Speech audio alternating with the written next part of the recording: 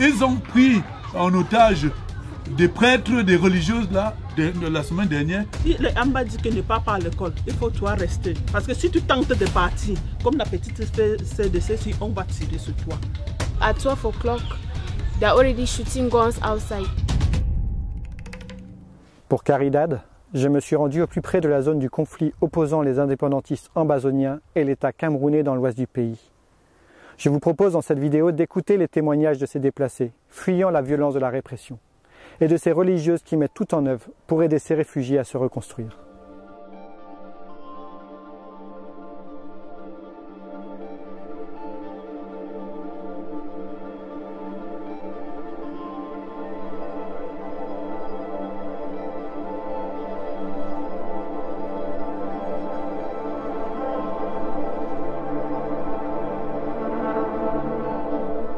Je suis la sœur Odette du monastère Saint-Benoît de Babété. Seulement, je suis responsable du monastère. Un de ces 4 matins, on ne s'attendait à rien. Et puis, on a reçu un groupe de déplacés de la zone anglophone qui sont venus même de nuit. On a essayé de les installer parce que nous, on croyait que c'est une chose passager, que ça devrait durer peut-être 1 semaine, 2 semaines, ou plus 1 mois. Mais curieusement, après 1 semaine, 2 semaines, ils ne partaient pas. La crise, au lieu de diminuer, s'accentuait. Et de temps en temps, il y avait quelqu'un qui pouvait arriver blessé par balle. Beaucoup de familles sont aussi endeuillées là-bas. Ils racontent toujours qu'il y a les sécessionnistes qui viennent soit enlever les gens de nuit, brûler les maisons, enlever les troupeaux, confisquer les champs, prendre tous les biens en tout cas. Beaucoup arrivent ici chassés. Leurs maisons ont été brûlées. Et puis maintenant, les boutiques, si c'était des commerçants, ils ont tout abandonné. Les planteurs, les cultivateurs ont tout abandonné. Ils arrivent ici complètement démunis. I live from Bamenda. I live because of the war. The war started from Bamenda, then burn our house, all. Then take our good, all we have, our cows, all. We come out with that nothing. Where is your husband? She is in the Bamenda, and they shoot him in the hand, one hand. He have one hand now. He walk with this one cannot walk. Donc, quand ils sont arrivés, il fallait recenser ceux qui sont venus. On prend leur nom, on prend leur identité et voilà. On essaie de voir où ils sont logés. Ceux qui étaient logés ici étaient là, mais il y en avait qui étaient aux alentours du monastère et un peu au-delà aussi. Donc on essaie de voir s'ils sont quand même logés et voilà, de leur apporter déjà une assistance au moins sociale. Ça, c'est un ensemble de documents, des doléances de chaque famille de personnes réfugiées. Donc, vous voyez là la liste des enfants qui disposent et la situation de chaque personne dans la famille. Voilà, c'est à peu près ça pour chacun des paquets.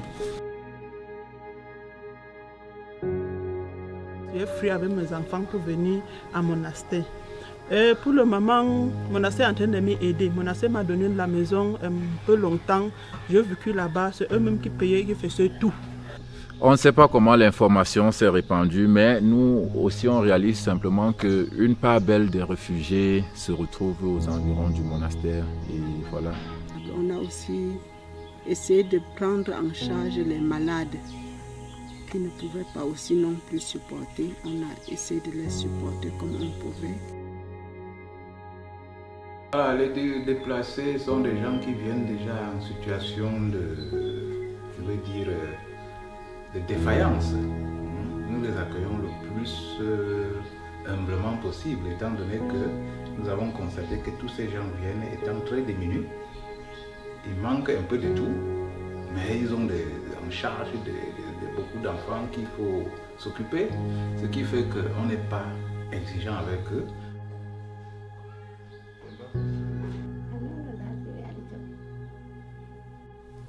Johnny, I don't enter for my house. Then he don't get my brother. He I don't run. I don't interfere. Yes. I don't run can this way.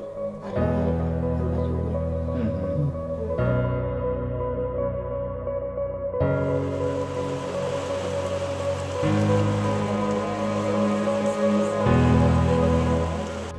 As the terrorists, they come for my house. They burn my house, burn my driving license.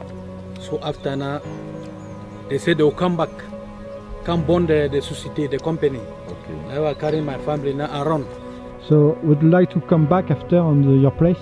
No. So why? No, the problem, I fear may they not kill me or kill my children.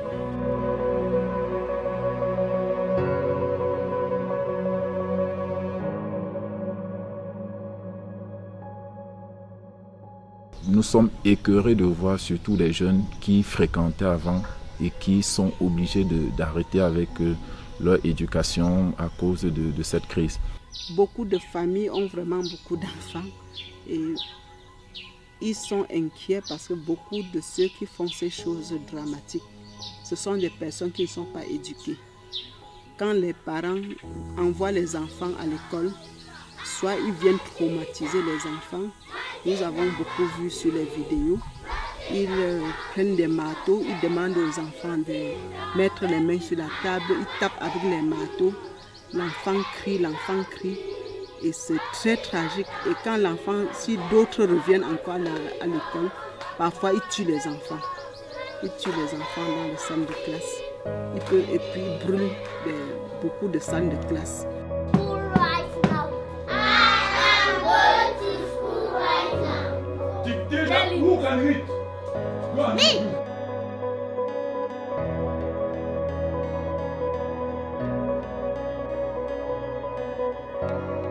On avait tué le petit soeur de Cécile. Comme elle partait à l'école, son papa m'a beaucoup pleuré qu'il faut que je lui aide, qu'il ne veut plus qu'on le tue. Je l'ai pris. Un peu chez moi, c'est un peu difficile de la garder, de la nourrir, de la payer le pension. La même chose avec Cécile. Oui, son papa était un pasteur, on est venu brûler l'église. Son papa maintenant l'a envoyé chez moi, il l'a logé un peu. Nous aimerions vraiment que ces jeunes-là retournent à l'école parce que c'est l'avenir de demain. Avec des parents, on se bat pour la subsistance, mais que des jeunes puissent retourner à l'école. Cette section anglophone, c'est la nécessité qui m'a poussé à l'initier parce que beaucoup sont à la maison. Et il faut les moyens, comme disait la diététiste, parce que beaucoup n'ont pas de quoi payer la scolarité. Et pour payer les enseignants, payer le matériel didactique et les bâtiments. Vous voyez le bureau de la diététiste. On ne laisse rien de sérieux ici parce qu'il y a les trous partout et les bandits entrent. Comme curé de la paroisse, nous vivons cela chaque jour. Il est nécessaire de les récupérer parce que quand ils ne trouvent pas le travail ici, ils rentrent pour se faire enrôler dans ces bandes organisées. Si ceux qui sont à la maternelle là, si on peut les conduire jusqu'au CM2, ça fait des personnes qu'on aura sauvées.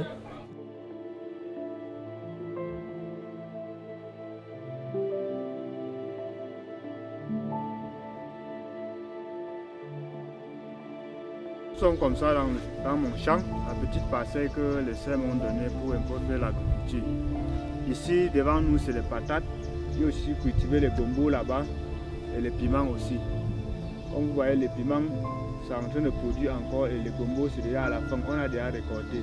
C'est comme ça qu'on fait un peu d'agriculture, récolter un peu de choses pour aller au marché vendre, pour un peu supporter la vie pendant qu'on attend la guerre. Si ça finit un jour, puis on rentre chez nous. Et à côté de moi, c'est mon petit frère qui vient de me rejoindre ici comme je suis quitté de Bamenda. Sinon, de plus en plus qu'ils grandissent, les séparatistes vont vouloir qu'ils les rejoignent aussi pour faire la guerre avec eux. Maintenant, nous sommes logés. Le Seigneur nous a donné une chambre au monastère. Nous deux, on vit dedans. I really wish that the crisis one day finish and maybe we'll go back to Bamenda and I equally have the means to continue with my education. La crise va durer et ça devient même plus violent ces derniers temps. C'est ce qui explique qu'il y a de nouveaux déplacés qui viennent de nouveau.